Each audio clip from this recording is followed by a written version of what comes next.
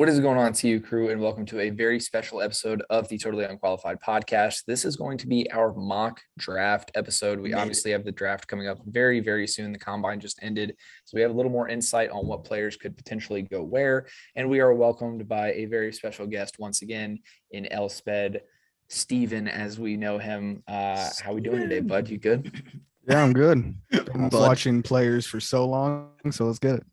Prepared. He's ready for it. He's been waiting for this. He's more prepared than us, to be honest. With like full honesty, this guy knows what he's talking about. 100%. Oh, yeah. Go check out his stuff on TikTok. He's great. Love Steven. Well, he's our GM. He's our official GM of the Totally Unqualified podcast. He's our GM. He's our editor. He's our draft specialist. He's our everything. He's the everything guy. He's versatile. Yeah. Mm-hmm. And speaking of which, I do have a couple other guys here that are, here on occasion.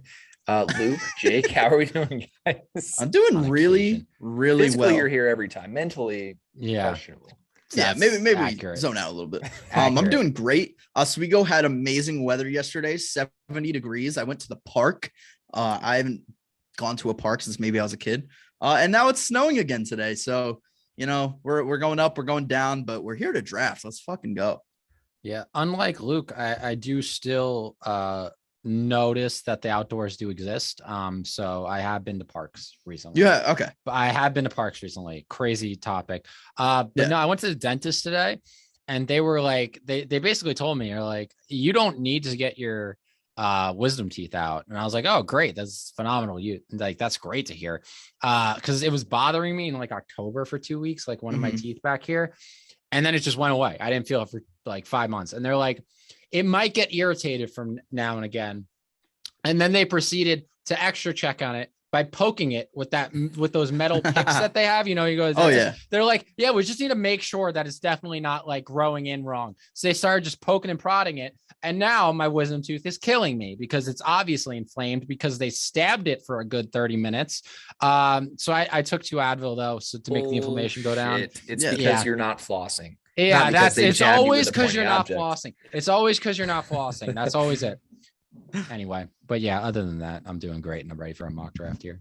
Awesome. Well, before we get into that, we, as always, of course, have to get into the guess that player. And I have the timer ready. So whenever you guys want to start asking questions, Sped, you ask. You started off. Current player. Yes. AFC? No. CFL? No. God damn it, NFC West. No. NFC North? No. NFC East? Yes. Dolphins? No. Jets. Commanders. That's the AFC. Yeah. So Commanders. Oh, fuck. Commanders. Jake. Giants. No. Eagles. Yes. Defense. Yes. Brandon Graham. No. Oh, Felix, Fletcher Cox. It is Fletcher Cox. Woo! Jake got it. That was a good one. Let's go. That's pretty quick. Went right to the defensive line. Got the wrong one. You had 34 seconds left on the clock. So damn. I'm kind of mad that Jake got it and he fucking said CFL is his first question. And then also started guessing AFC East teams. Yeah. Dude, my mind. This is just a preview of how my mind is on my tooth right now. It's fucking killing me. It's a little bit, I'm gonna power a little through too many San Pellegrinos there going to that. That's what I'm saying. That's what I'm saying. Physically here, poison, not mentally. Yes. But I think it's time, boys. I think we're gonna get right into it. We're gonna start our draft. It's just gonna be the first round, of course, and the way we're gonna do it is just 1, 2, 3, 4. Steven first, then me, then Jake, and then Luke, and all the way down from 1 to 32. So that means each of us have 8 picks, and we are gonna do it kind of timed, just to save a little bit of time and to make it more draft-like, So each of us are gonna have a minute and a half to both make our pick and then discuss it after the person has made the pick. So if you guys are ready, we good? Everybody good? I'm ready. You ready to I'm get ready. into this? Luke? Did that not come through on my mic? A little bit. Got it a little bit. Not totally. Bro, it's my- fine. It was a hold on. valiant effort. Hold on. Dude, this fucking thing. Like keeps having issues. Incredible. I think we got the point of it. We can just acapella it if you want. Fuck it. We can No, harmonize. he's having issues with his lighting. Oh, it's hard, Mike. No light. No light. I'll just be dark. It's okay. All right, it's All fine. right, I mean, it's you fine. look good. You look great. Thank Yeah, you. you Thank look you. good. Thank you. But anyway, with all of that being said, Steven, you are on the clock. All right. I'm interested. I'm Oh. interested in this one. With This the is big. first overall pick The Jacksonville Jaguars have it once again. Mm-hmm. And everybody's looking at Evan Neal. Everybody's looking at Aiden Hutchinson. Mm-hmm. Everyone's looking at Kayvon Thibodeau. Those are the Sure. three that have been the most mocked. Mm-hmm. Aquanu has been rising up draft boards. Mm-hmm. He's been looked at as going number one by some, possibly. Yeah. But I'm going Kayvon Thibodeau. Okay. I like it. I think in the second round, you have a better chance of getting a starting caliber offensive tackle than you do getting a starting caliber edge rusher. Because you're looking at in the second round, you could get Daniel Filelli out of Minnesota, and he's massive, 6'7", like 350. Or you could get Drake Jackson out of USC as an edge rusher. And I was not a fan of Drake Jackson, so I'd rather them get Daniel Filelli. Yeah. It's also a hard name to say. Yeah. Thibodeau, athletic freak of nature. I love it. I've thought that he was going to go first, and I haven't changed my mind a single time on it yet. I definitely think that the Jaguars will go ahead and take him. All right. If we're ready to move on, then I am on the clock. And being that the top edge rusher, in my opinion, is now off the board, I'm going to go ahead and take the next guy up, one that has been compared to Kayvon Thibodeau quite a bit. And I think that Aiden Hutchinson stays in Michigan. I think that he goes straight from Michigan to the Lions. I think they're going to like him a lot because of that hometown connection. He's big, athletic freak. He's great at what he does. And I think that they'll go ahead and take him for that reason. They need the defensive help. I think Aiden Hutchinson thrives under Dan Campbell. I feel like he feels like a Dan Campbell type player. Feels like a bite the knees off type of guy. Oh yeah, bite the yeah, get those kneecaps. Got it. Yeah, this next one is tough. Wait, tell him what it says for what position the Texans need. Oh yeah, so I'm doing this on PFF. I'm just kind of recording all the positions in their mock draft simulator. And it gives you like your main needs. And for the Texans, I shit you not, under needs, it just says every position. Every other team has like actual positions. The Texans says every position. I mean, it's true though. They need everything. They don't though. They have a left tackle. That's the only thing they have. They have Laramie Tunsil. That's it. You can make an argument. Groups. They need everything. I guess. Yes, that's fair. With that being said, this is a tough one. Man, this is a tough position that they're in right here. The Texans. I wouldn't be surprised they traded out of this, but for my money, I think these are all left tackles, so I don't think I'm going to draft them. Fuck it. I'm going to give them Kyle Hamilton, safety out of Notre Dame. Oh, wow. Yeah. I think they definitely need defensive help. Their defense was absolutely god awful last year. Mm-hmm. And now Lovie Smith, defensive guy coming in as your head coach now, maybe he can do something with Kyle Hamilton. He's a special player. So I think he would definitely add a lot to that backfield over there in the defense side of football. Aaron with Justin Reed. I like it. Yeah. I think it makes a lot of sense. Okay. Well, that leaves me with the New York Jets. And I'll be completely honest, I didn't think either of the top three tackles really would fall this far. So I was kind of planning to pick someone else with this pick, but I feel like I have to go with the tackle, even though they'll probably have to play on the right side with Mekhi Becton there. I think you build around Zach Wilson, make sure that his line is set up, and his line would be awesome with this player that I'm about to draft. And I'm going to go Evan Neal out of Alabama.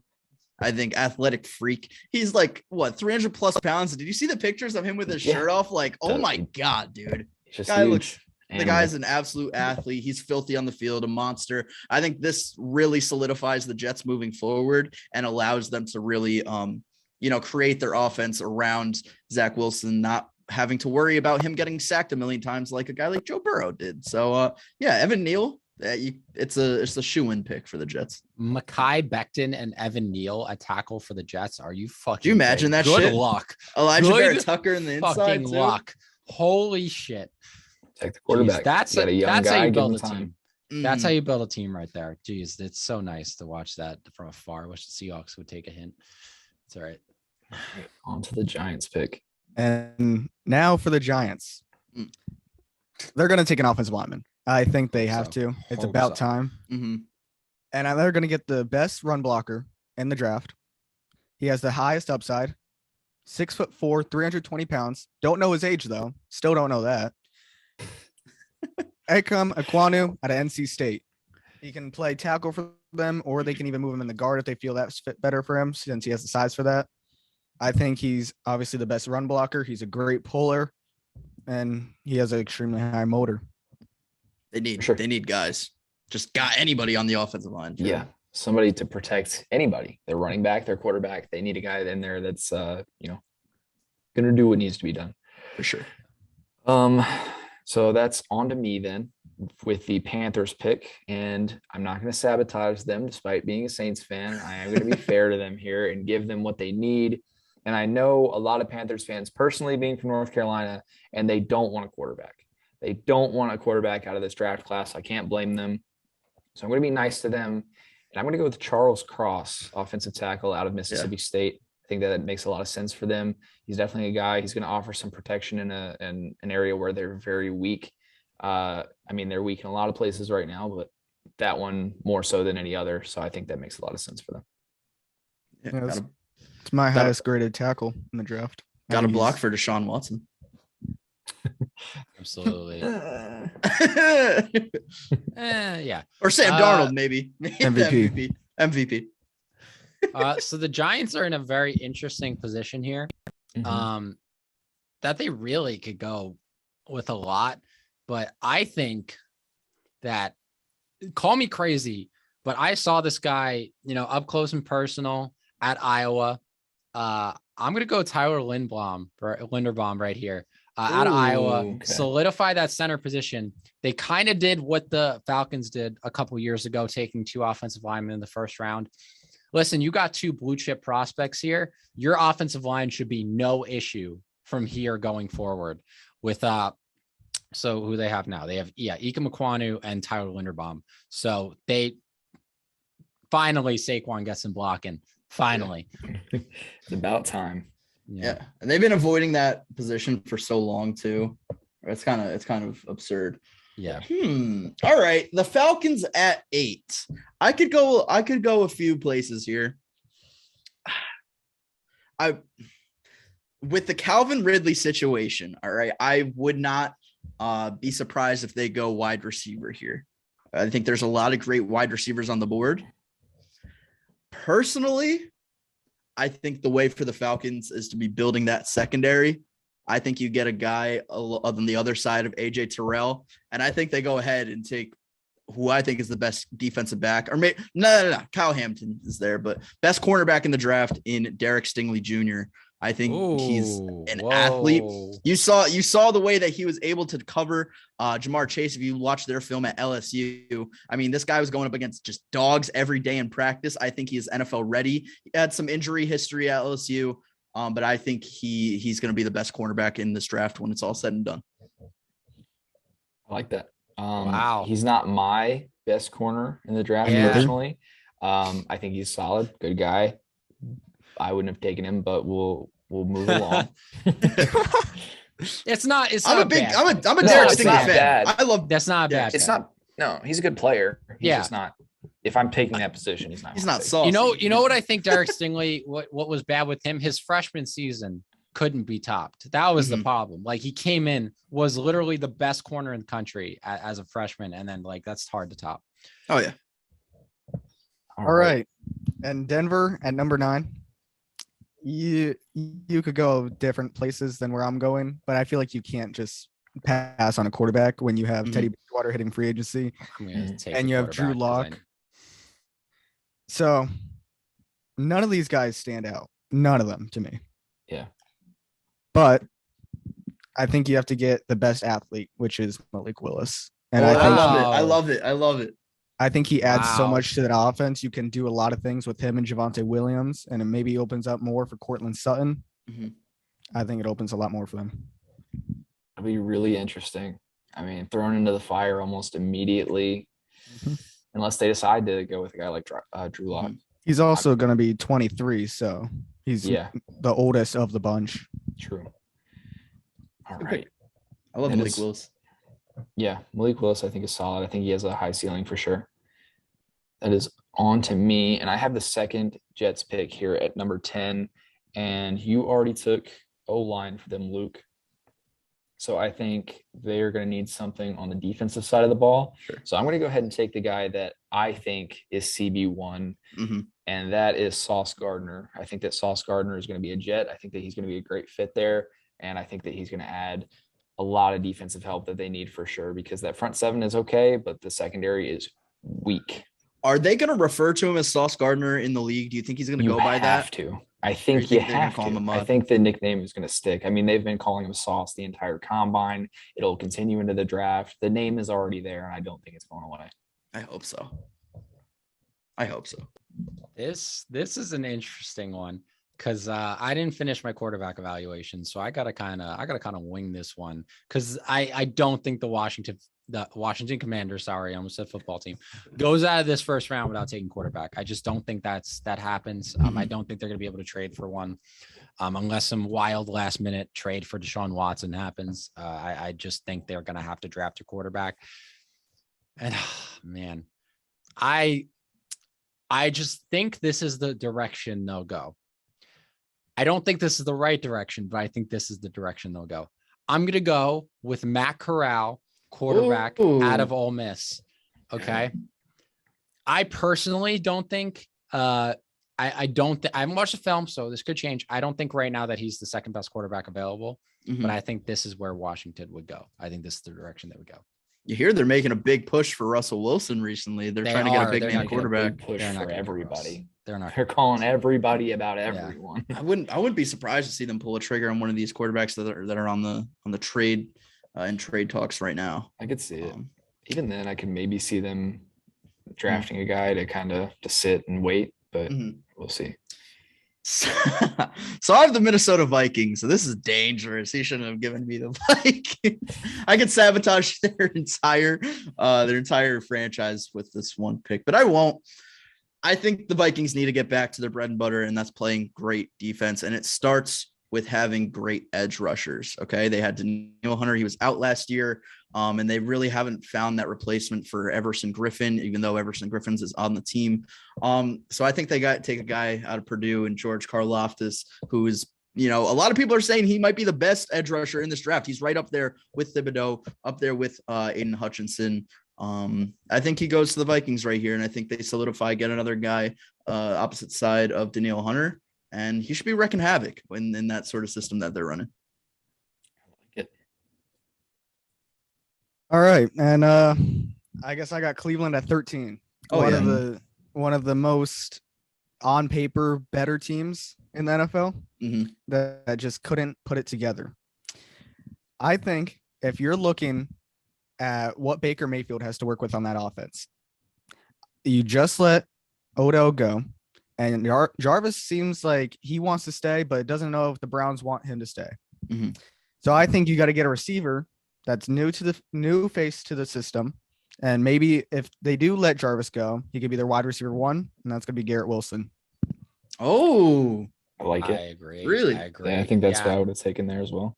He's not my receiver one. I like Traylon Burks, but Traylon didn't have a good combine. He ran a 4.5 40, and you can't have that. So, yeah, I can agree with that for sure. So Garrett Wilson off the board. Staying in Ohio. Keep him in Ohio. Yeah. So that then puts me on the board with the Baltimore Ravens. Very injured. Again, one of the better teams in the league on paper that just dealt with a lot of injuries for them. What do I want to do here? There's a couple things they need, but I don't know which one I want to address right now. Do I go O-line or do I go defensive back? That is the question. Let's see. O-line. I'm okay. I'm gonna go DB. Okay. And I'm gonna take Andrew Booth. Wow. For the Ravens. Out of Clemson. Oh yeah. I like that a lot. Because that makes my decision a whole lot easier. And again, I think like Steven said earlier, I think you can get O-linemen in the second round and still be okay. That's interesting. Absolutely. Andrew Booth has probably maybe the best ball skills in the draft. I was watching him against Wake Forest and Sam Hartman, who's extremely talented. And he came out with an interception that he was falling towards the sideline and the ball was placed extremely well. And somehow he caught it with like one hand on his chest. And it was insane. He almost came up with another one too. He's that guy. This might be the easiest pick I make. Philly. The number one thing that stands out to me is their need at linebacker. Oh yeah. It's the number one thing. So I'm going to Kobe Dean here. Really? I'm going to Kobe Dean out of Georgia, linebacker out of Georgia. I think he's one of the best linebackers in this draft. And I think he would instantly help them in this situation. He had a phenomenal playoff. And I just think he's a stud and he solidifies that linebacker position for Philly right away. Yeah, I would have gone Devin Lloyd before the combine probably, but now I don't know about that. There's a team in particular that I'm projecting Devin Lloyd to, just in my head. But the Eagles, I was looking at linebacker as well because they have back-to-back picks here. I'm about to have their second pick. See, I know they took Devontae Smith last year, and they took Jalen Reagor the year before. Yeah. Am I crazy for thinking they go receiver again? I don't think so. Especially with a lot of the great ones still on the board. And I think you already have your sort of in between the numbers guy and Devontae Smith. You have your speedster and Jalen Reagor, if they even use him at wide receiver, if he's just a glorified special teamer. I think you got to go and get that jump ball receiver in Treylon Burks. Treylon Burks is going to go to the Eagles at 16. Wow. Didn't test great at the combine, but I think he fits seamlessly into that offense in Philly. Yeah, I mean, I think so too. I think he adds, a different dynamic in the receiving core than what they currently have in a guy like Devontae Smith or Jalen Reagor, if you want to really include him in that, I guess. I mean, they have Quez Watkins. I don't know. He's a guy that I wanted for the Saints, but we'll see. Sure. And at number 17, I am going to go with a 100th percentile athlete. Everybody should know who this is going to be. Oh, 100%. Jack Cohen. Yes. No. Jordan Davis. Thank God. Yeah. Thank God, Sped. So glad you did I got so much hate before the combine saying that I think he's going to go closer to number 5 overall than he will to 32nd. And everybody was saying, what are you talking about? This is somebody who could go 55th overall. And he blows up the combine. He runs a faster 40 than Devontae Wyatt, but he does not play faster than Devontae Wyatt, I want to say. This combine was crazy. Absolutely crazy. Runs a faster 40 than Baker Mayfield. Yeah. The Chargers have needed big body on the defensive interior. They're so freaking, their run defense is atrocious. Like Jordan Davis is the only selection here because he solidifies that right away. That's my favorite pick of this mock draft so far. I love that pick. I love that pick. It is perfect. It makes the most sense. If he's still there, they so much better. Take him. So much better than Jerry Tillery. Yeah, certain people don't like Jerry Tillery on TikTok, I'd say. Okay, so I am up next, and I am picking for my team here. I'm picking for the Saints. As I mentioned, I would have liked Treylon Burks for the Saints. I think that he would be a good fit as well. Very, very athletic. But this is the guy that I think that we end up taking. I think that he's going to be there at 18. I think that there's already some connections there that have been talked about as of recently. I think that the Saints are going to end up selecting Chris Olave out of Ohio State. Oh, wow. Wow. I think there's the Ohio. I mean, we just love guys out of Ohio State as well for some reason. I mean, Michael Thomas, we got Marshawn Lattimore. Those guys are there. And then we need receiver, and Chris Olave is there. They seem to like him. He seems to like them. It just makes sense to me. Malcolm Jenkins also. Yes, Malcolm Jenkins. This combine was crazy too. Wasn't Von Bell in Ohio State or two? Yes. Yeah, so that's another one. All right. I think I'm up here with the Eagles. Jeez. All right. The Eagles again. I go to school in PA, so you guys are just making me represent them. I got to deal with Eagles fans on a daily basis. Yeah, so this I got the Seahawks trading up with the Eagles. I'm kidding. No, I wish. But no, I can't do that. But yeah, the Eagles are in an interesting situation here because I feel like their defense, man, their offensive line just always gets injured. It's solid. It's just always they're so injury prone. That's like they don't really need it. Yeah. Lost Brandon Brooks. They did lose Brandon Brooks. So that opens the door for somebody here. There's the potential for Jason Kelsey to be gone, I want to say, if I'm right about that. Because I remember seeing a story that Nick Sirianni sent him like a case of beer or something to try and get him to stick around. Yeah. And you know what? I think they're fine with their edge rushers. So I'm just going to go with Kenyon Green. Kenyon Green, guard at Texas A&M. I think they addressed the position. They addressed left tackle with Andre Dillard a couple years ago, who isn't even their left tackle of the future. It actually ended up being the guy they took in the 7th round that year. But I think they're pretty good at addressing the O-line. So I think that Kenyon Green would be the pick here for the Eagles. I like it. All right. You've got the other Philly team. I do have the other Philly team. This is tough. Not Philly or Pennsylvania. Yeah. See, this is tough because I think the Steelers, it's hard to really pick before like free agency, because I do think that the Steelers are going to make a move at quarterback, and I do think it's going to be for Jimmy Garoppolo personally.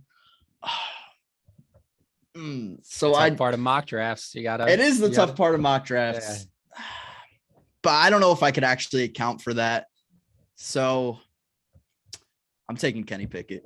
I'm taking Kenny Pickett from Pittsburgh, stays in Pittsburgh. The story is there, even though he has, just the smallest hands in the world, according to NFL Twitter. He's got some WWE action figure ass hands. I think his athleticism is there. I think he brings a different element to that offense that Big Ben didn't provide really ever, and that is just mobility. And you know what? I think they could build around him. They have a solid foundation there. They don't have an offensive line, which is kind of what I was leaning towards. If they do get Jimmy Garoppolo, I would lean towards, maybe a Trevor Penning or somebody, but Kenny Pickett, I think that's fine for now. Makes sense. I can see it. Yeah, I definitely think that Kenny Pickett, and everybody's like, he doesn't play well, how is he going to do in cold weather? He did have a ton of fumbles in Pittsburgh, but other than that, he played pretty well at Pitt. So, just got to keep him protected, which we all know the Steelers have a great O-line, so they'll definitely be able to do that.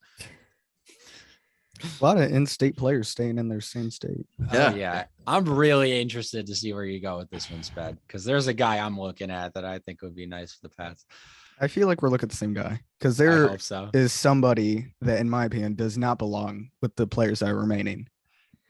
With the 21st pick in the 2022 NFL Draft, the 6-time New England World Champion Patriots select Jameson Williams, wide receiver, Alabama. There it is. That was a good one. All right. Or his ACL, but he's easily a top 3 receiver in this draft. Yeah, and you better hope that. And he's easily the fastest receiver that New England's had since 2010 when they traded Randy Moss. You better hope that it doesn't fall under the same curse that they have of drafting wide receivers. They had Philip Dorsett. He's faster than Philip Dorsett. Really? Wow. Oh, wow. He's going to be coming off that injury, though, so he might. Do you think he's going to be ready by start of the season? Maybe. I don't know. I think it'll be an investment. He's supposedly ahead of schedule. He's definitely not going to be ready for the start of the season, I would say. But I think he's worth the pick. I like what Cam Akers showed. It's kind of like not really known what's going to happen with injuries. Yeah. I like Kendrick Bourne on the Pats personally. I think he has the traits to maybe be their number one, but how could you be wrong with James Williams? I think if you want Mac Jones to be successful, you go out and you get him a wide receiver one, and I don't think Kendrick Bourne is that. So I like the pick. I like Jameson Williams. I think it's very much a Jeffrey Simmons situation that Tennessee did a couple years ago. You're drafting an injured guy, but he's going to be a stud when he's healthy. Mm-hmm. Yeah. So I have Vegas, and before the combine, I think I'd go linebacker, and I think Devin Lloyd would be that next guy. But I don't know that they're going to want to take him. I don't know that anybody's going to want to take him that early because he just tested horrible. Mm-hmm. So I think what I'm going to do is I'm going to go wide receiver. They need a receiver. And the next receiver off of the board is going to be Drake London out of USC. Wow. And they're going to regret it. But that's who they're going to take. I heard maybe Amari Cooper reunion in Vegas. I've heard that as well. Well, I mean, yeah, that's one of the, it could happen. And then maybe there's not as much of a need, but let's see what happens. We're going to have to do a post-free agency mock draft because a lot of things are going to change. For sure. Yeah. What was his 40? Devin Lloyd. Bad. No, Drake London. Oh, Drake London. I don't think Drake London ran. He had an ankle injury. Mm-hmm. Yeah. Okay. I got you. Jake. All right. Yeah, you gave me the Cardinals. Great. I should just shit on them and give them a fucking right here. No, the Cardinals are tough. The Cardinals are really tough. Because man, this is hard, man. Do they need? Yeah, I guess not really though. Okay. All right. I'm gonna go. I think they're probably gonna lose. Chandler Jones, an unrestricted free agent, right? I believe so. Yes. Yeah. Okay. So they're probably gonna lose him in free agency. So I think they try to replace him because he's a very impactful player. I think they try to replace him and go David Ojabo out of Michigan, edge rusher. Yeah, I don't really have anything to say about this one. This is just how I kind of think they'll be thinking. Just position wise, where they'll go at this point. Yeah. Like David Ojabo, he's solid. I don't know if he'll be anything special, but I just think that's how they'll be thinking. All right, I'm up, and I got the Cowboys, and I'm not gonna lie, I was gonna select David Ojabo, the Cowboys, with rumors that DeMarcus Lawrence might not be on the team come beginning of the season. So that leaves me with Trayvon Walker out of Georgia for the Cowboys. I don't know how seamlessly he's going to fit in there. It's going to be a lot of questionable things, especially with how they decide to play Micah Parsons moving forward, whether that's more as a middle linebacker in coverage or whether that's more off the edge. I feel like I don't think moving forward they're going to have him, playing a majority of both positions. I think they're going to stick to one. So I'm going to go with Trayvon Walker here to pair on the other side of the edge with DeMarcus Lawrence's future in question. The thing that's interesting with Trayvon Walker is he can play almost anything. They moved him inside. They moved him on the edge. He dropped back even in coverage sometimes. He's somebody who's an extremely good player in open space and can move really well too. Yeah. They just got to build on that defense because the defense is the strength of the team right now. And he tested super well. Oh yeah. All right, number 25, the Buffalo Bills, who are going to lose the division this year. They desperately need to upgrade offensive tackle. Mm-hmm. Yeah. To my knowledge right now, they have Deion Dawkins at left tackle. And then on the right side, they have Spencer Brown, who I've personally never heard of. So I think you draft somebody who, like Evan Neal, is just a complete specimen. Yeah. You're looking at small school, Trevor Pinion, and this guy had an unbelievable combine as well. Oh, yeah. And he's been all over social media, just dominating players. I love that pick. He's a feisty ass player too. Yeah. Like he does. You don't want problems with Trevor Penning. Absolutely not. Absolutely not. Yeah. Okay. I'm up next with the Tennessee Titans at number 26. This one's kind of tough. They have a few positions to need. Their linebackers are a little bit weak. That O-line's a little bit weak. You know what? Here's where he goes. I've dropped them a couple times now. Here is where they take a chance on him. And the Tennessee Titans at number 26 in the 2022 NFL draft select Devin Lloyd. I like that, especially with Luke looks disappointed. I wanted him. You wanted Devin Lloyd? I want Devin Lloyd on the Packers. I'll say that right now. Oh, really? I do. Interesting. I think Devin Lloyd's the second best linebacker in this draft, but I don't like Devin Lloyd as a player. I think of the guys I've been taking so far, he has the highest potential to be a bust. Watching him, he plays extremely slow. He honestly, to the point where it looks like he's not even giving half his effort. And then he even ran slow at the combine, which I know it's obviously the combine. You can't just put all your stock into it, but it just reaffirms what you see. And he doesn't play with that same speed that somebody like even Chad Muma out of Wyoming does. I think he's real versatile in coverage and just blitzing. If you could line him up in the front seven, or I mean on the line. I like Devin Lloyd personally. I think he's everything the Packers need personally, but I digress. You got Devondre Campbell. Maybe with what money? with what money? This one, I'm gonna shock the world on this one because I am going full Bruce Arians brain right now. I just know how Bruce Arians is. I know how he is. He likes the big quarterback with a big arm. That he likes the Carson Palmers. He likes the Tom Bradys. Okay. The other Carson? I don't agree with this. I do not agree with this. I just want to make that clear. I do not agree with this pick, but this is where I think they go. I am going Carson Strong out of Nevada with this pick for the Tampa Bay Buccaneers. I don't agree with it. I want to emphasize that, but I just don't think they're going to be able to get over how much of a physical specimen Carson Strong is.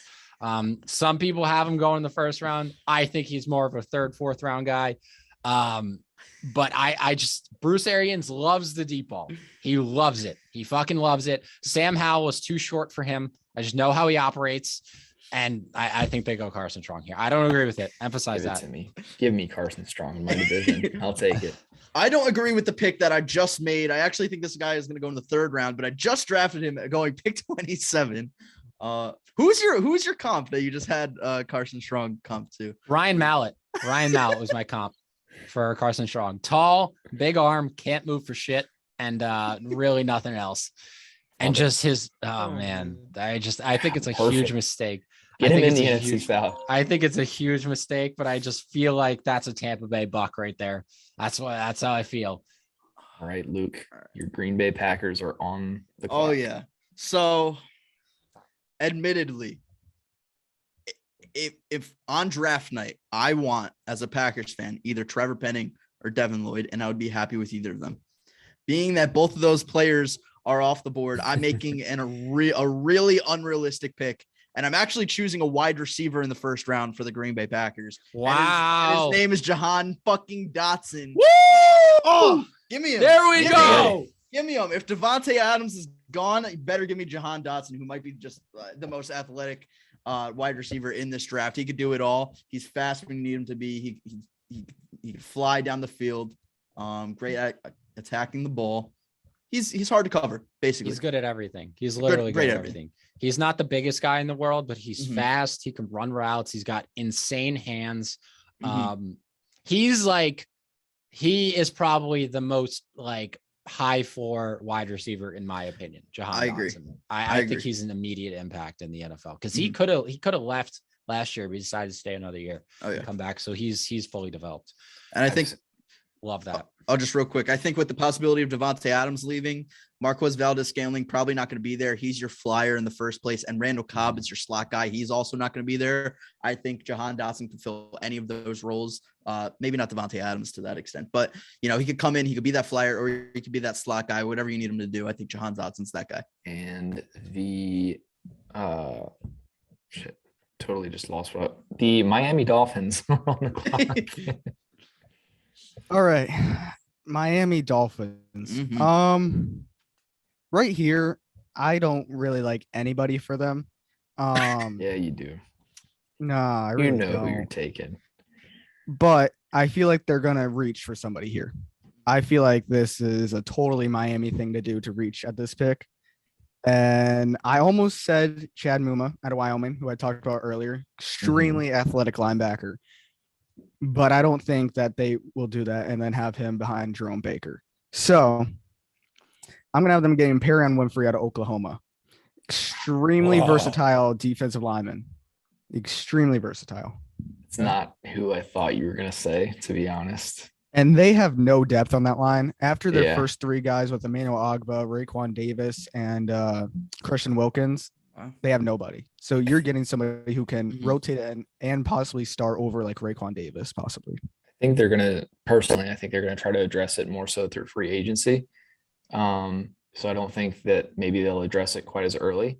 I thought maybe you were gonna say Breece Hall, who I thought you might say. I don't think a running back goes in the first. Yeah.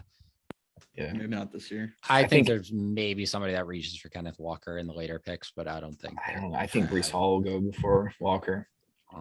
Breece Hall is so good. Yeah, he's good. All right, I am up next, and I have the Kansas City Chiefs. They've got a couple things. They got everything. Yeah, I don't know what they really truly need, but we talked about it last episode with free agency and stuff like that, and potentially maybe a wide receiver or something like that. So I'm going to go with maybe it's the surprise of the draft, the biggest like the combine made this happen. Christian Watson to the Kansas City Chiefs. Wow. After he tested extremely well in the combine, surprised a lot of people, had maybe the best combine we've seen in recent history. So I think that maybe they go ahead and take him there. He's their type of player too. A wide receiver. I think it is. Wow. Just keep adding weapons. The rich get richer. Yeah, just keep on throwing it at him. All right. Taller Tyreek Hill. Basically, yeah, he's fast. He's big. I think he'll fit. All right. With that, I guess the Tampa Bay Buccaneers are on the clock, Jake. Oh, do they have this pick? No, it's the Bengals. It's Bengals. Yeah, I'm sorry. I've got like 3 mock drafts pulled up. That changes everything. So Cincinnati Bengals are up. And there's really not a lot of O-linemen kind of left, but I'm just gonna kind of see what we got here. Yeah, this is when we're getting into territory that I don't know any of these guys. So I'm gonna go with Bernard Ryman out of Central Michigan, tackle out of Central Michigan. He was a tight end a couple of years ago, switched over to O-tackle, one of the highest graded tackles during this college football season. Definitely a project, but the Bengals need to be willing to take that project on because he has a bunch of upside, big guy. And I think, I was not taking anything other than O-line here. Like I'm not an idiot. Like it's an O-lineman or bust for the Cincinnati Bengals. I think they should use every pick in this draft on an O-lineman because some of them are going to hit. Some of them, like I wouldn't be surprised to see them trade up higher to get one of these guys. Honestly, maybe because like what happened here, there was a O-lineman run the top 10 that we just did. So it could happen. It could happen. Yeah. And I feel like they're set right now where they don't need a lot of these draft picks moving forward. They're really good. Yep. They're set for the next couple of years. Yep. Absolutely. All right. With the final pick of our mock draft, the Detroit Lions, obviously picking at number 32, the Super Bowl champions. See, I don't think they're going to go quarterback personally, but I think I'm going to give them a quarterback because I don't know how long they're really going to be loving Jared Goff and his fat ass contract for, just for them to be sort of mediocre. So Jack Cohen will not be going here. It's going to be Sam Howell. Sam Howell's going to be the last pick of the first round. I love it. See, I think there's a chance that he falls and he doesn't go first round. And I think the way that it falls, I don't think they're going to have a chance for some of these other quarterbacks like a Kenny Pickett. I think he's going to go way ahead. I think Malik Willis. I think he's probably going to be the first quarterback taken as well. I think Sam Howell comes in, and you know what? He might just flat out outplay Jared Goff for the starting role as soon as he comes in, because a lot of people are saying he might be the most NFL ready quarterback coming out of this draft, as if really any of them are NFL ready per se. He might be. We'll see. We'll see how it plays out. But for now, I think he's the quarterback of the future for the Detroit Lions after Jared Goff. Yeah. The Lions get Aiden Hutchinson and QB1. Crazy. Oh, yeah. I thought he's going to go Caleb Ellerby. No, sir. Ellerby is a beast. Monster. If we were doing a full draft, he would be he would be on there. Mr. Relevant. Mr. Relevant. Watch his 2021 film. The greatest Mr. Relevant in NFL history. Oh yeah. Yeah.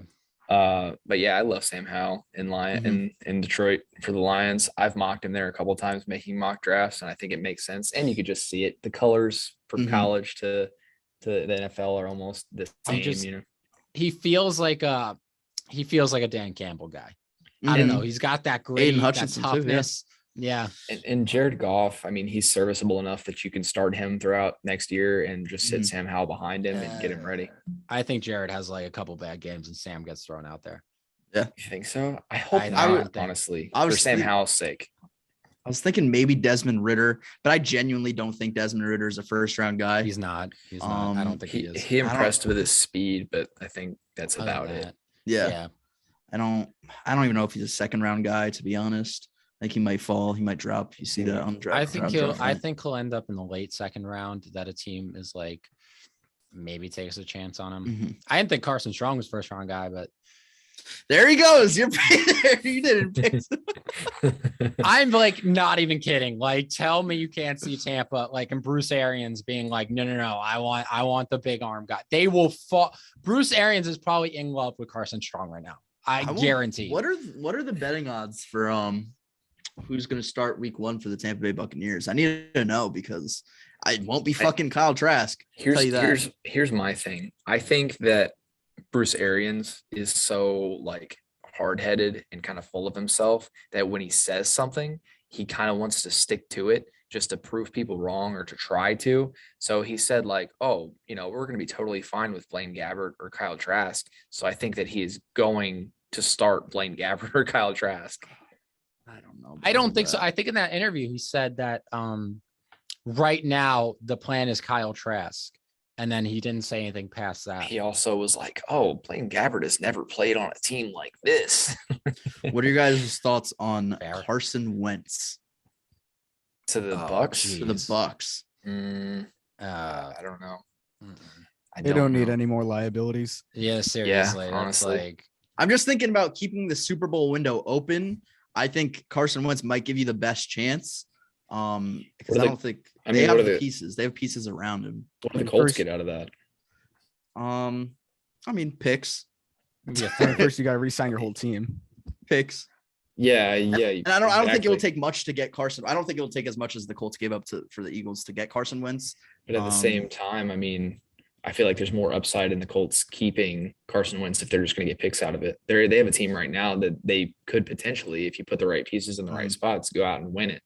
Well, listen, there's about to be a whole quarterback carousel that goes on about. I mean, it's going to get 9 days from now. Just that particular one, I don't think it makes sense for them. Mm-hmm. I want to go through this and I want to know what you guys thought the best pick in the first round that we just made was.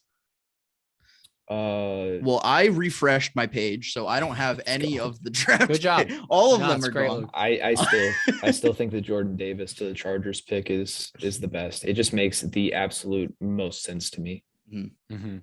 I completely agree with that. That was the best pick for me. Close second. I'm not even being biased here. I just think Jahan Dotson on the Packers would be awesome. Mm-hmm. I think Aaron Rodgers would love him. And like really, I think that would be an awesome connection because he's a better Randall Cobb. That's what he is. He's faster. He's a better route runner, and he's stronger hands. But I really liked the Nakobe Dean to Philly pick. Yeah. They need somebody in that linebacker room, and Nakobe Dean is a monster. I also like the Ahmad Gardner pick to New York, but I don't know, something about him. He feels like a Jet. I don't know what that's what fair. It is. That's a fair point. Yeah. If the Jets walk out of this draft with Evan Neal and Sauce Gardner, holy shit. Perfect. They're doing pretty good. Those very well could be the two best players in the draft. Yeah. Honestly. Mekhi back, like your O-line is solidified, but Mekhi backed in, Elijah Vera Tucker, and then Evan Neal. Like you are good. And personally, I think Evan Neal might be the best pick, and I know I picked him, but I don't know if he drops to 4. I really don't. I think some team will trade up if anything.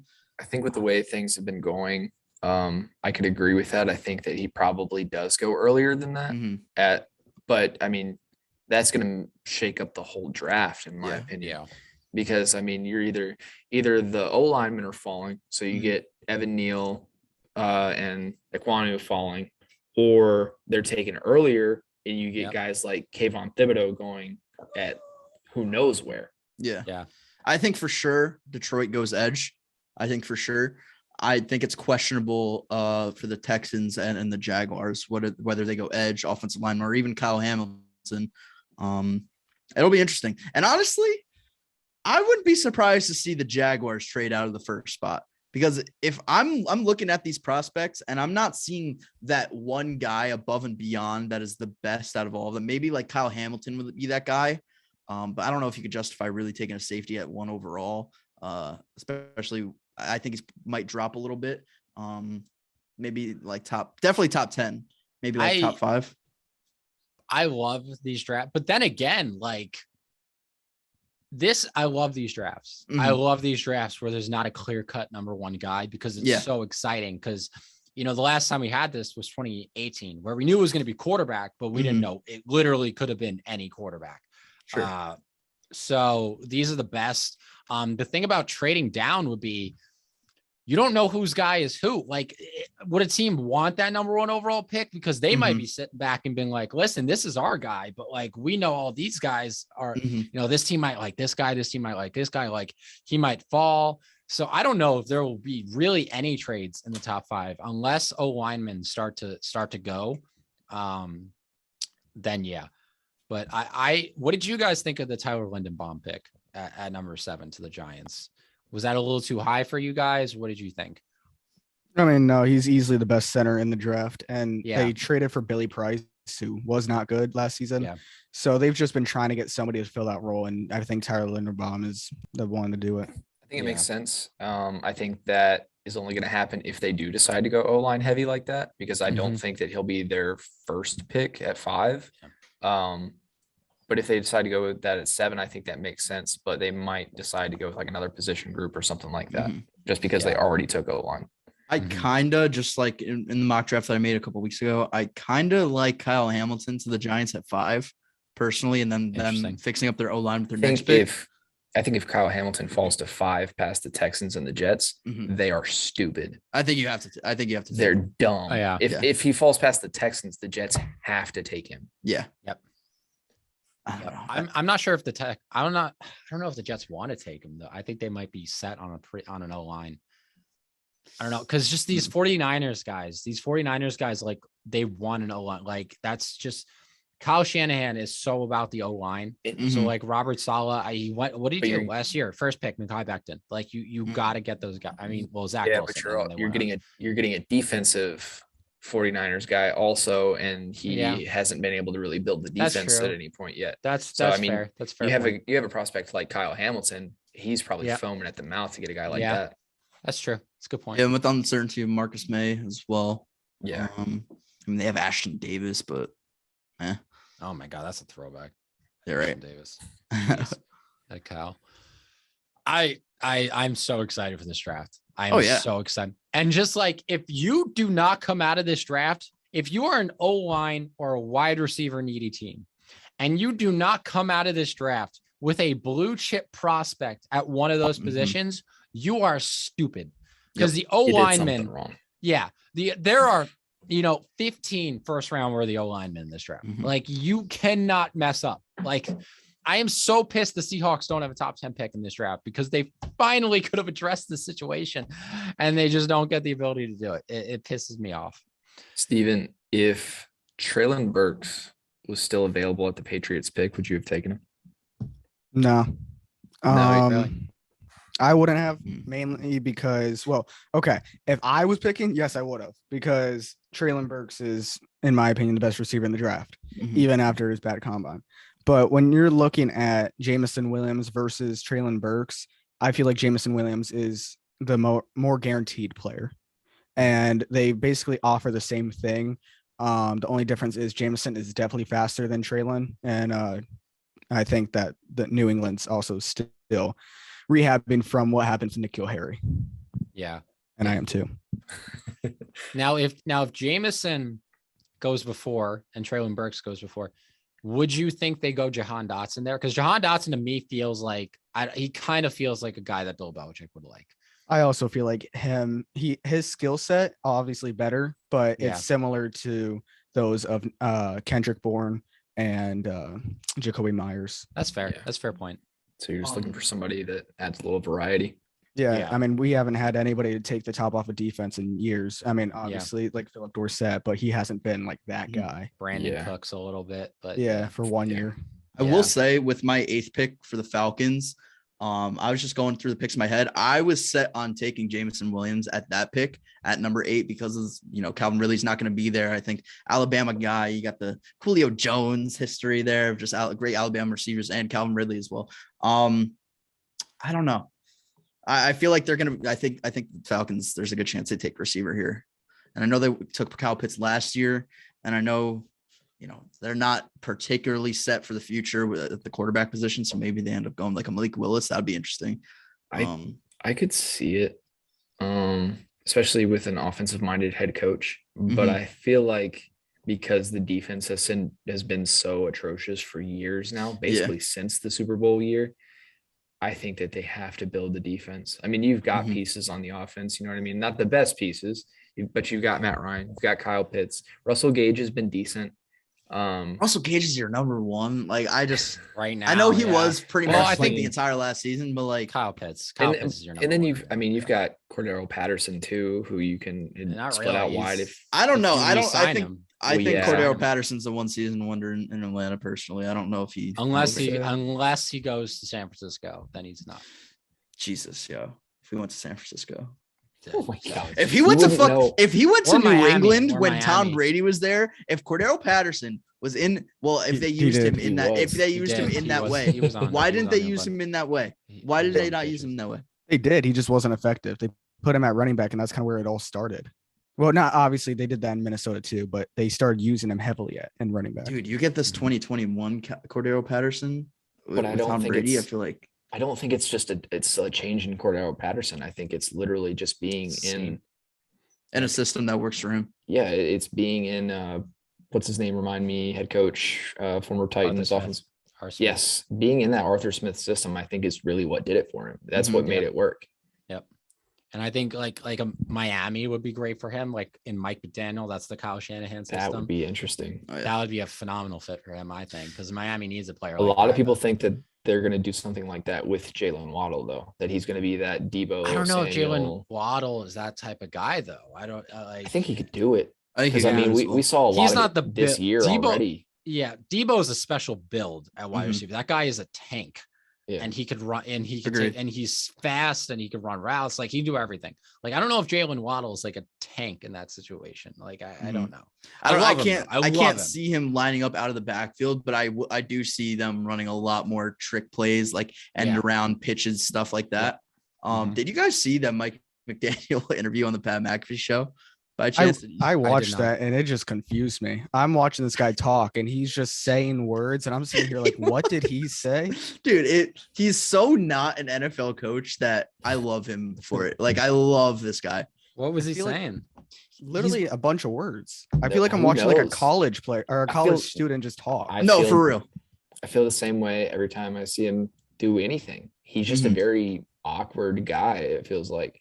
And I feel like a lot of his like coaching is going to come from just his wit and just knowing football more so than coaching. He's going to have a good staff. I think I could see, like, I think he's very make or break because I obviously I haven't been in a locker room with him. I don't know what players think of him, but like, he doesn't strike me as a coach that can get like the full effort out of their players, if that makes sense. He strikes me as a very likable guy, but not as like a coaching you to your fullest potential kind of guy outside of scheme. You know what I mean? I don't know.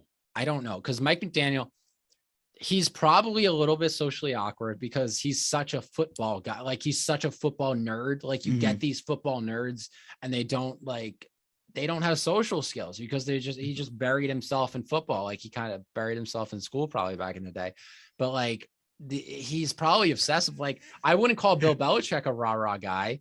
I wouldn't call Bill Belichick a rah-rah guy. Like, he's not going to go out there and deliver like a motivational speech. No, but to I his think team Bill and get them Belichick's such riled a up. hard ass that you want to work harder because you're worried that you're going to piss him off. Whereas Mike McDaniel, I think that he's a nice guy and you can get along with him. But I think when it comes to time that like you fucked up or I need to like coach you, he just doesn't strike. And he could be, behind closed doors, he definitely could be, but he doesn't strike me as that kind of guy that he could do something like that. I think that building a good staff is going to be key. Yeah. He strikes me much more as like a better offensive coordinator than a better head coach, if that makes sense. I don't know. Like, I'm interested. I feel like the Dolphins definitely took a leap of faith with this guy, sort of how the Rams took a leap of faith with Sean McVay. You want to get ahead of the curve. But I don't know.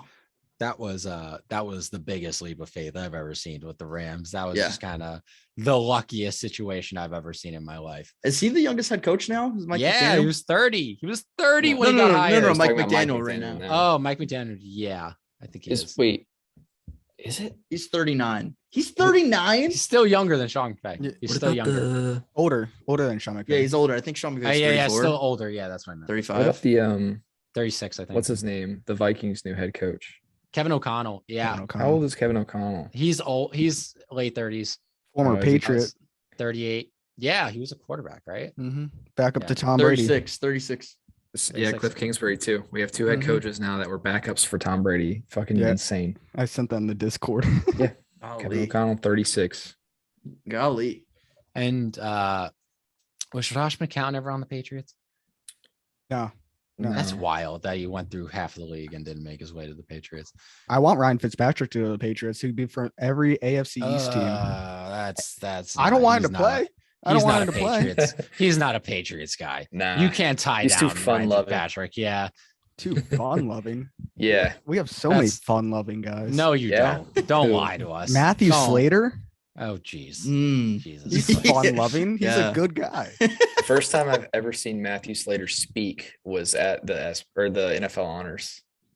Well, then you've never watched the Patriots pregame because he's the guy getting everyone hyped, not the head coach.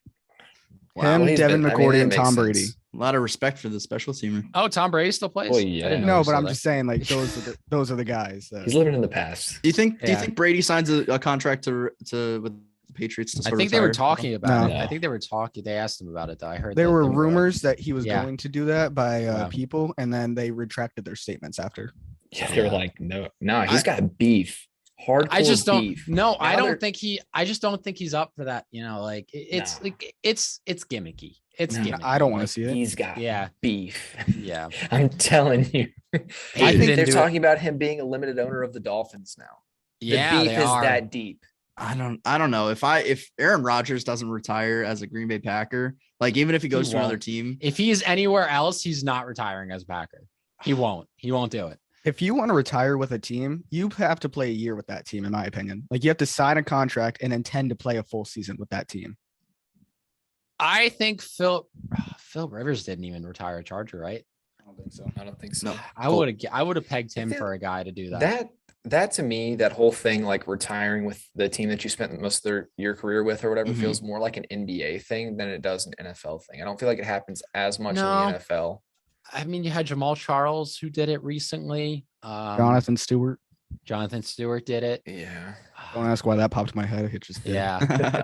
Jared Allen. Yeah, that one makes sense. I can see Andrew Whitworth signing with the Bengals.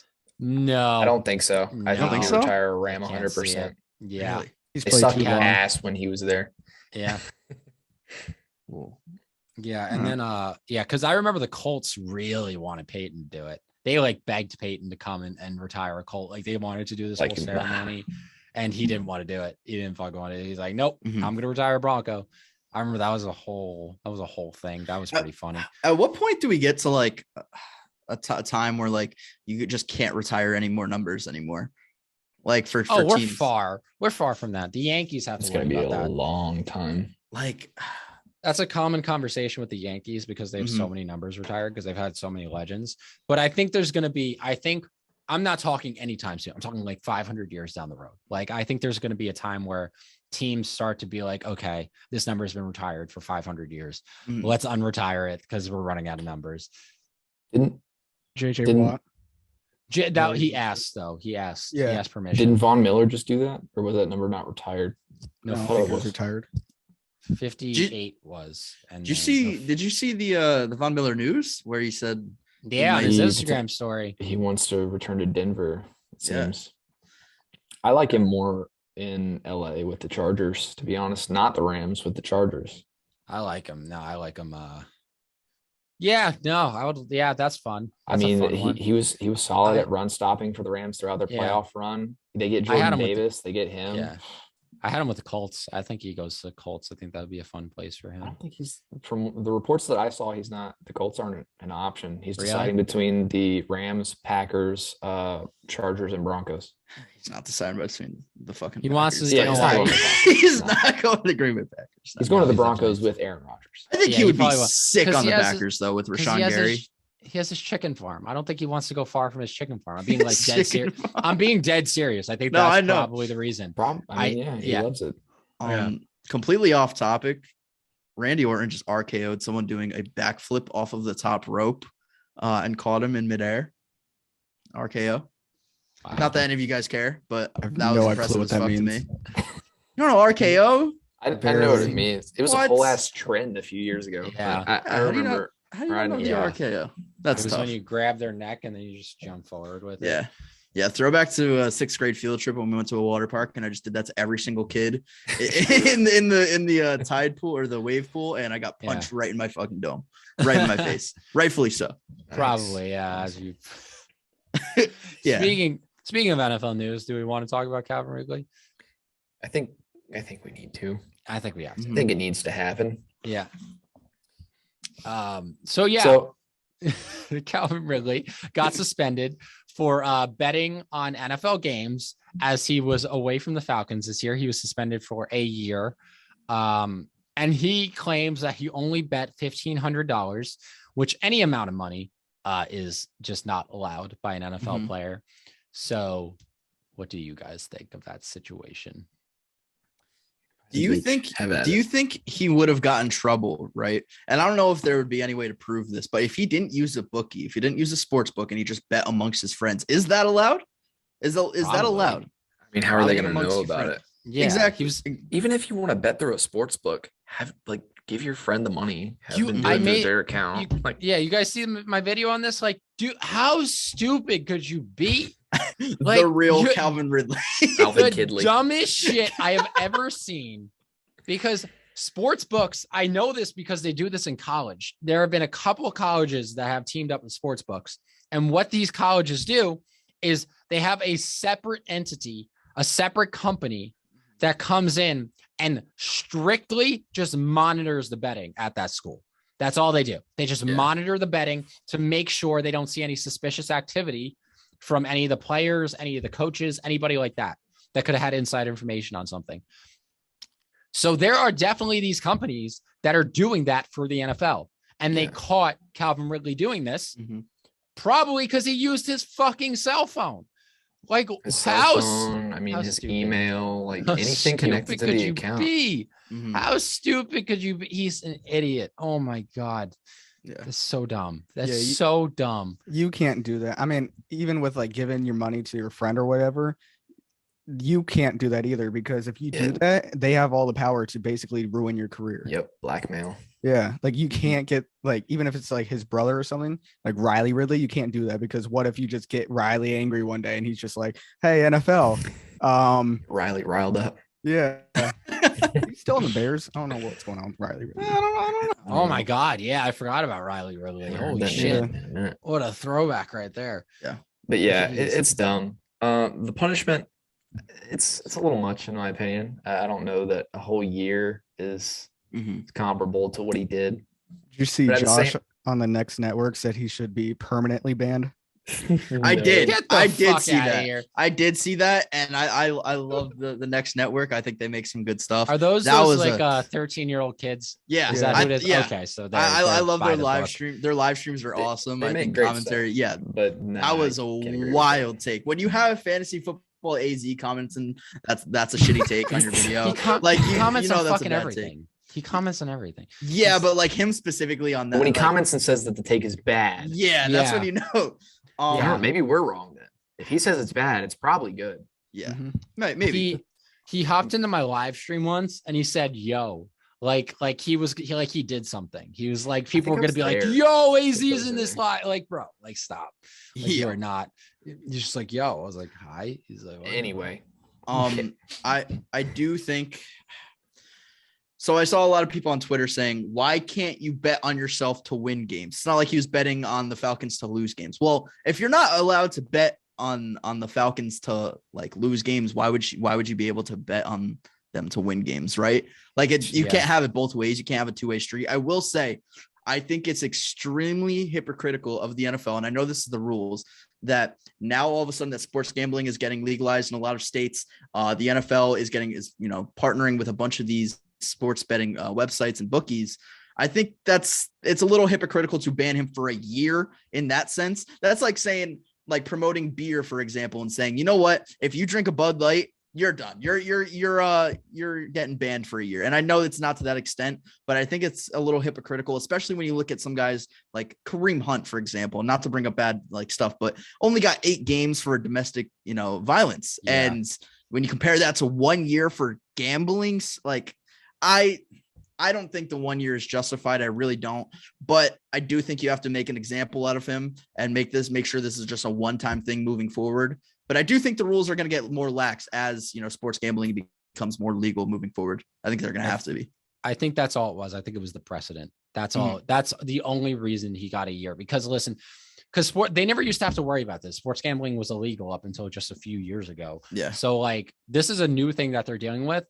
And I get their concern. I understand it. It threatens the integrity of the game, potentially. So you do want to get nip this in the bud really quickly. Yeah. But it sucks that this had to be Calvin Ridley, and this is the situation that got him the year suspension. But I think no matter who did it, for what amount of money, no matter what they did, it was always going to be the harshest punishment for a sports scam. Exactly. That's all. That's always what it was going to be. Because if he's the one that got caught. If he's doing it, there are likely other players doing it as well. Oh, for sure. And it's showing you, hey, we're able to detect this. If we see it going on, things like this are going to happen. Yeah. So it deters other people from doing it. I think it makes sense. Like we said, I think that it's a little bit too much. It's a little bit too harsh, but it is what it is. Don't do shit you're not supposed to. I mean, the thing is, it also gets to the point where if you don't set this harsh standard of a 1 year sentence, then say it's like 3 games, right? What if then the refs start hopping onto it? And then they start sports gambling, then you could literally have the whole league crumble if you're like, oh, well, the refs are just fixing it. And that will carry forever. I mean, people say that now. It's destructive.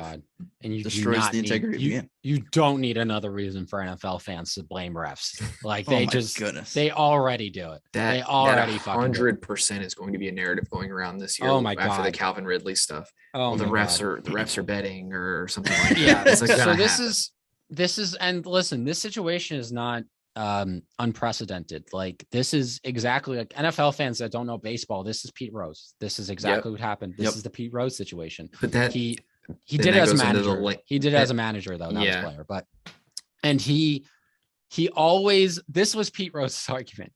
He said he won so much because he did. He was fucking good. Like Pete Rose, you don't need to know baseball. You need to know this guy is first ballot Hall of Famer. Wasn't even a question.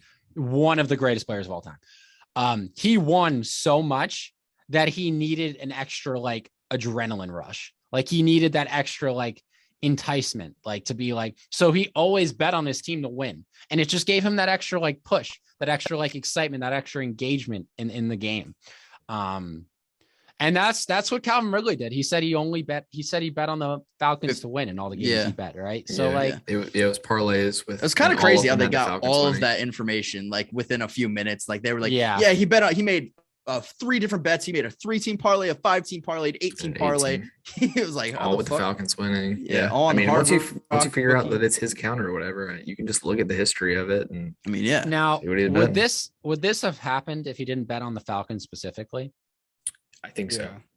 Okay. I think they still would have detected it. I mean, the NFL's working not just directly with the sports books for stuff like, partnerships, money, media, all that kind of stuff. They're working with them for this kind of thing as well. Because like we talked about with the refs, they're not just doing this for the players themselves. They're doing it with the staff as well, from what I understand and from what I've read. Yeah. So, coaches, refs, anybody that works for an NFL team, I don't think you can bet. It's just a very slippery slope. And like people are talking about, why can't you bet on yourself? Well, because you start letting them bet on themselves and then it turns into something a whole lot worse. And I just don't think if you give an inch, they're going to take a mile. And I don't think you can give that inch. Exactly. Who are we talking? Calvin Ridley. What if he bet on just like an over under for him, right? And put a lot of money on the under, but he knew prior to the game that he wasn't even going to play. But Vegas didn't know that. The bookies didn't know that. But he just puts like $1 million on the under or whatever. You're fixing it. Yeah, you're fixing it. That's probably not insider trading. There's probably a different term for it, but it's basically insider trading. Yeah. Information. Yeah. And hot take. I don't think Calvin Ridley ever plays another snap for the Atlanta Falcons again. I don't think that's crazy. I don't think that's a hot take. They're also saying that there was a chance that happened before this whole thing happened. They're saying he was on his way out. So exactly. I mean, he wanted to trade based on what reports were saying. And if he wanted to trade, he didn't play all last season. Well, most of last season. I think that the Falcons are ready to move on. Yeah, and start new with Kyle Pitts. Yeah, Kyle Pitts, wide receiver 1, tight end 5. I think that's going to pretty much do it for us. That was a great episode. Thank you guys so much for listening. We appreciate all of it. We appreciate Steven, of course, for joining us as always. Yes, thank you, Sped. A lot more often. We're going to do maybe another mock draft or two prior to the draft. I think we should do a couple. Especially with free agency and all that stuff. Yeah, so we'll definitely have him back on to join us for those things. But thank you guys so much for listening. We appreciate it. And Luke, Jake, if you guys have anything to add real quick, have at it. Yeah, make sure to follow us on all of our accounts. And that means all of us. Jake is Jake_Maltese3. Gage is Extra Points. And of course, Steven is Elspeth, as well as myself, Football Fan Zone, as well as I just said that so many times, as well as all of our totally unqualified, well as all of our totally unqualified accounts, Instagram, TikTok, YouTube, Twitter, you name it, we got it. Make sure to send all of our tweets to just your significant other this time. Send all of them to your significant other and make her question or make him question why the hell you're doing that. And it'll be great for all parties. I feel like the voices told me to. You don't have to say that it was our voices, but the voices. Yeah, then you might end up somewhere else. Anyway, thank you guys so much. Make sure to go download the Overtime app. Again, I'm going to stop even explaining why you should download it. It's a fucking amazing app. Go download it. Our favorite app on this podcast. We use it all the time. We're doing tons of awesome pools. They do a ton of free giveaways. At any point, if you guys are in our Discord and you want us to do a giveaway, literally just let us know and we can hook that up pretty damn quickly. Oh, look at that. Look at Sped. Sped's on it right now. Sped knows what's up and he got on the podcast. Look at what happens. Series of events. Yeah. Those two things do not correlate. Just everybody that downloads. There may be a correlation. There's no causation there. That's not exactly the reason. But could happen. It could happen. Could. I could win the lottery. That's true. I could win the lottery. Okay. Buccaneers could draft Carson Strong. I was literally just about to say that. That's exactly where I was going. But me and Luke are scary on the same wavelength over the past couple of days. But yeah, guys, go download it. Whether you use our links or not, you should download it anyway, whether it benefits us or not. It's a really great app. And that's going to wrap it up for us, guys. Thank you so much again for listening. And just like Calvin Ridley, remember to bet on yourself today.